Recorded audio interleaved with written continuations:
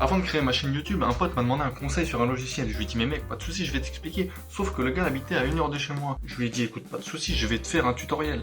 Je me suis donc mis sur mon ordi, j'ai ouvert le logiciel et là, blocage. Comment on fait pour filmer un écran? Alors j'ai cherché dans la barre des tâches Windows s'il y avait déjà un logiciel préinstallé. Rien du tout. Je suis donc allé sur internet faire mes petites recherches. Et là, j'ai découvert Camtasia. Super logiciel, c'est 300 balles. Mais je me suis pas laissé abattre, donc j'ai continué mes recherches. Et là j'ai découvert OBS Studio, un logiciel gratuit, complet et utilisé par énormément de monde, des youtubeurs, des streamers, tout ça gratuit. J'ai donc commencé à utiliser OBS Studio, et avec j'ai fait tout plein de choses, donc dans cette vidéo je vais vous apprendre ce que j'ai appris.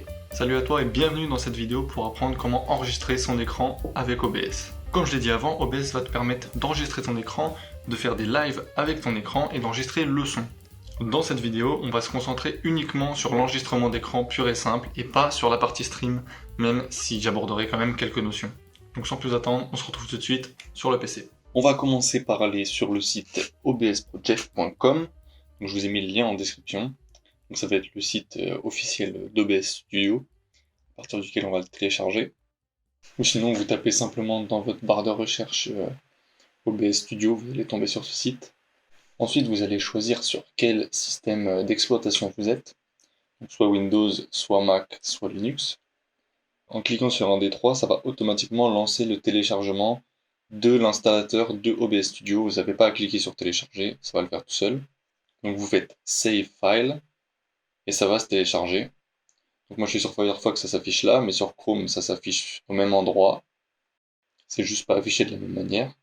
Donc vous attendez que ça se télécharge. Donc maintenant, soit vous cliquez sur le petit dossier et ça va vous ouvrir vos téléchargements. Donc vous allez pouvoir trouver l'exécuteur, vous double-cliquez dessus, soit vous cliquez directement sur le fichier et ça va lancer l'exécution. Donc là ça s'affiche pas, mais il va y avoir marqué voulez-vous autoriser ce logiciel à apporter des modifications? Vous cliquez sur oui, autoriser. Donc vous faites next et vous suivez pas à pas tout ce qu'ils vous disent. Donc moi j'ai déjà installé le logiciel OBS, donc vous faites next et vous suivez l'installation. Comme ils vous le disent, vous acceptez les conditions et vous faites passer à chaque fois. De toute façon, il n'y a rien comme paramètre à régler dans l'installation. Donc vous allez arriver sur ce panneau-là, avec le petit Launch OBS Studio qui est coché, qui va le lancer dès qu'on va appuyer sur Finish. Donc vous appuyez sur Finish, ça vous ouvre OBS Studio. Donc vous avez déjà des premières configurations. Donc là, il va te demander si tu utilises OBS pour la diffusion en direct, donc le streaming, ou pour juste enregistrer ton écran. Donc soit vous allez utiliser la caméra virtuelle, donc qui sert en gros à te créer une autre fausse webcam. Donc, par exemple, quand tu vas sur Discord ou sur Skype, et ben au lieu de choisir la webcam, tu peux choisir la caméra virtuelle OBS, qui va en fait filmer ce que tu veux. Donc tu peux mettre une image, tu peux mettre une capture d'écran, enfin ce que tu veux. Ensuite, la résolution de base, donc vérifie bien à ce que ce soit en HD, donc 1920 par 1080. Le FPS, donc débit de l'image, donc si tu sais pas ce que c'est, en fait, c'est le nombre d'images qu'il va y avoir par seconde. Par exemple, 60 FPS, ça veut dire 60 images par seconde. Donc plus il va y avoir de FPS, plus l'image va être fluide. Moi, je mets favoriser une résolution élevée. Tu fais ce que tu veux, en soi, selon les utilisations que tu vas en faire. Ensuite, tu fais suivant. Il y a le récapitulatif, tu appliques les paramètres, et on rentre dans le logiciel. Alors, comment ça fonctionne OBS? OBS, ça fonctionne avec des scènes et des sources. Donc dans tes scènes, tu vas pouvoir créer le nombre de scènes que tu veux, et dans ces scènes, tu vas pouvoir mettre des sources. Donc par exemple ta webcam, par exemple un jeu, une image. On va voir comment ça marche. Donc là, on a déjà une scène de base. On va la renommer.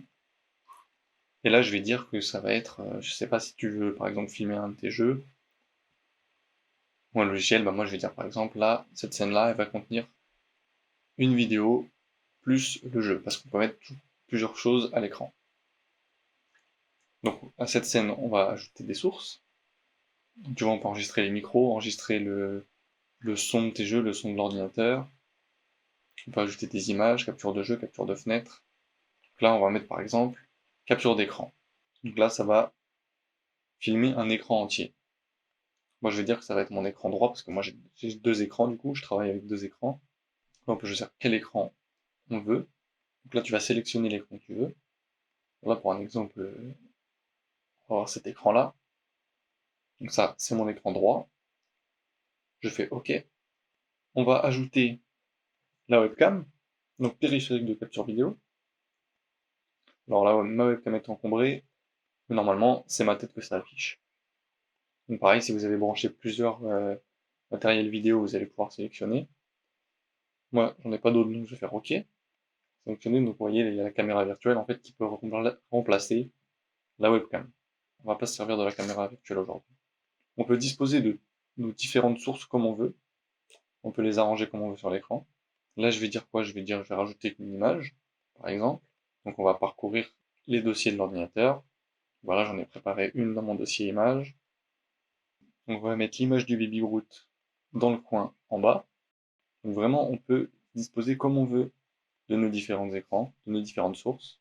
On peut les mettre les unes devant les autres. On va rajouter une deuxième scène. Oui, scène 2, c'est très bien. Là, on va capturer une fenêtre, par exemple. OK. Donc là, il va y avoir toutes nos fenêtres de navigateur qui vont être affichées. Donc là, je vais prendre celle qui est ouverte sur le site d'OBS, par exemple. Donc là, que vous comprenez bien, je prends des exemples un peu au pif, mais vous pouvez filmer ce que vous voulez, tous vos logiciels, toutes vos fenêtres et tous vos écrans. Donc ensuite, on va passer en bas à droite de l'écran. Vous avez ce qu'ils appellent le mode studio. Donc le mode studio, ça va juste être un affichage différent de OBS, ça va rien changer en soi. C'est juste pour vous, si vous préférez le mode studio que le mode normal. Vous allez avoir l'aperçu de l'écran qui va être affiché au public et les autres scènes que vous avez. Donc vous allez pouvoir créer des transitions. Vous allez pouvoir gérer ces transitions entre les différentes scènes. Donc par défaut, c'est une transition fondue qui dure 300 millisecondes. Mais il y a d'autres transitions qui sont mises à disposition. Vous allez pouvoir gérer le temps aussi, hein. Voilà pour le mode studio, donc moi je vais sortir de ce mode. Donc comme j'ai dit, aujourd'hui on va surtout se concentrer sur l'enregistrement de l'écran et pas sur le stream. Le mode studio c'est surtout intéressant je trouve pour le stream, mais pour juste enregistrer un écran ça va pas être forcément très utile. Et vous faites comme vous voulez. Ensuite en bas au milieu vous avez votre matériel audio. Vous avez votre matériel audio, donc vous avez le micro, les différents micros des ordi, tout ce que vous allez brancher à votre ordinateur. Donc là j'ai que deux outils pour l'audio, donc j'ai l'audio de mon ordinateur et le micro.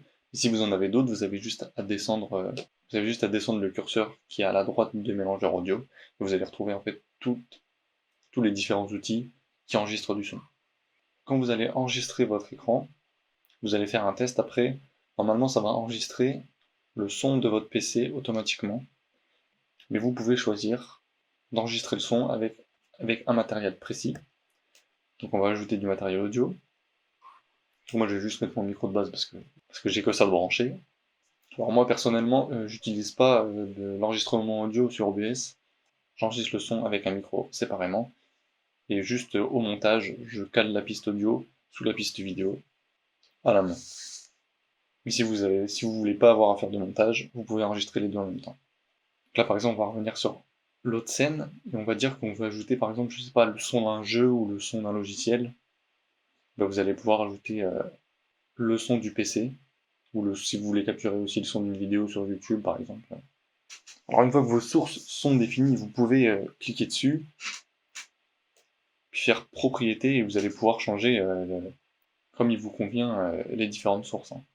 Rien n'est définitif, vous pouvez les supprimer. Par exemple la capture de fenêtre, je peux changer la fenêtre si jamais je décide d'en prendre une autre, si j'en ouvre une autre.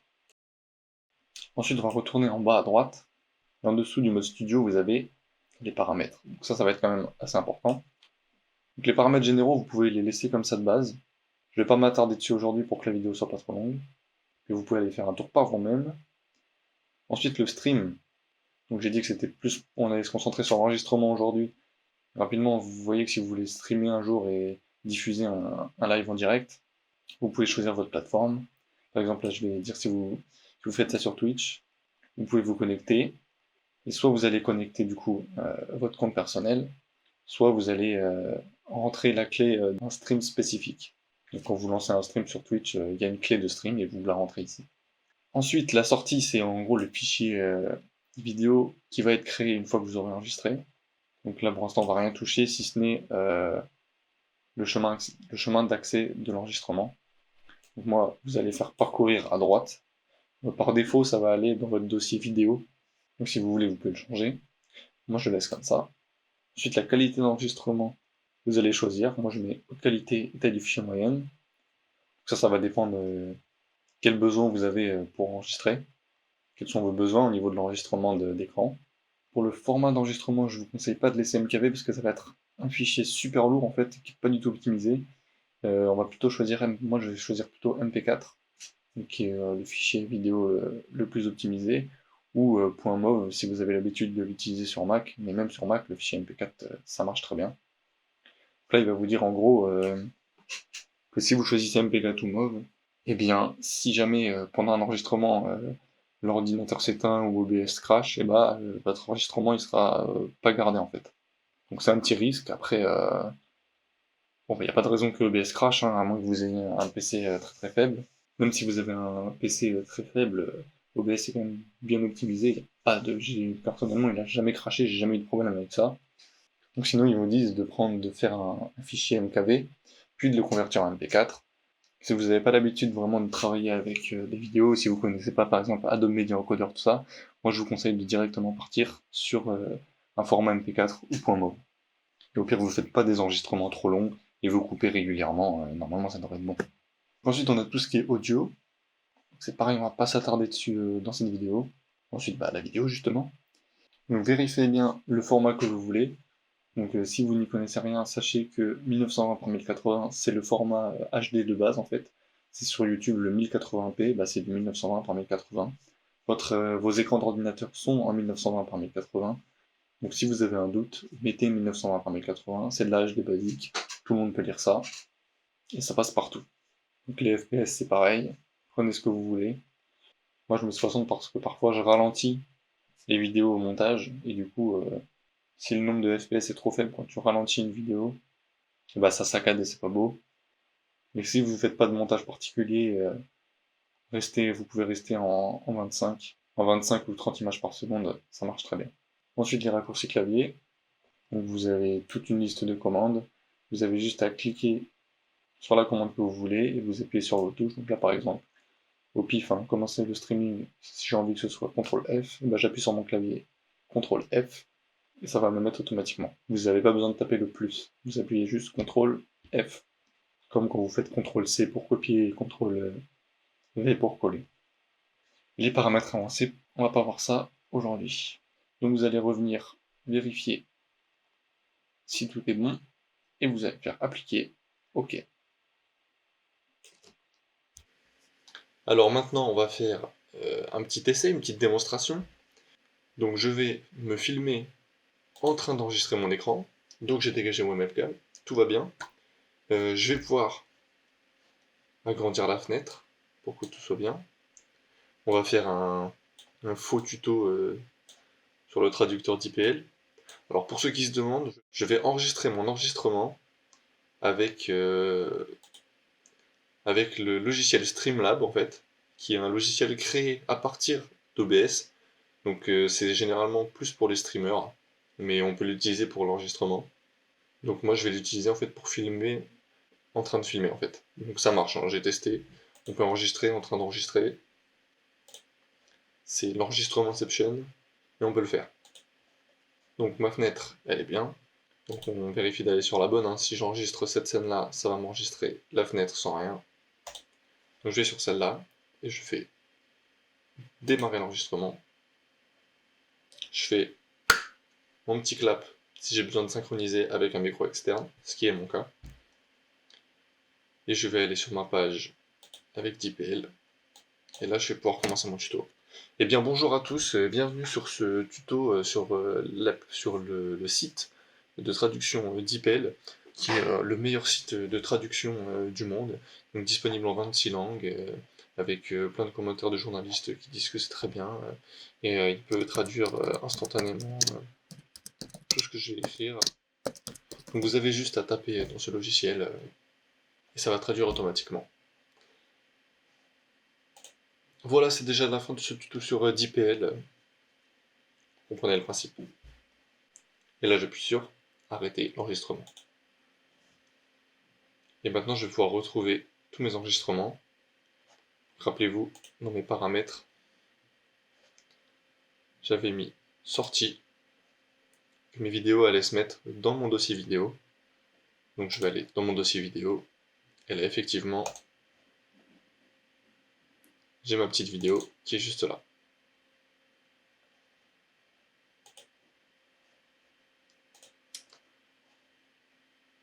Cette vidéo est maintenant terminée, j'espère que tu as appris plein de choses. N'hésite vraiment pas à me dire en commentaire si j'ai été clair ou s'il y a des choses que tu n'as pas compris, que tu aimerais que j'approfondisse. Ça me permet de grandement m'améliorer pour que je puisse toujours vous apprendre plein de choses de manière très qualitative. Cette vidéo est la suite d'une petite série de vidéos consacrée à la création de vidéos sur YouTube. J'ai déjà traité la création de chaîne YouTube que tu peux voir juste là. Si tu veux connaître le montage vidéo, la création de miniatures et tout ce qui va avec, n'hésite pas à t'abonner pour voir la suite. Moi je te dis à dans une prochaine vidéo, je te souhaite bon courage pour la suite. Salut!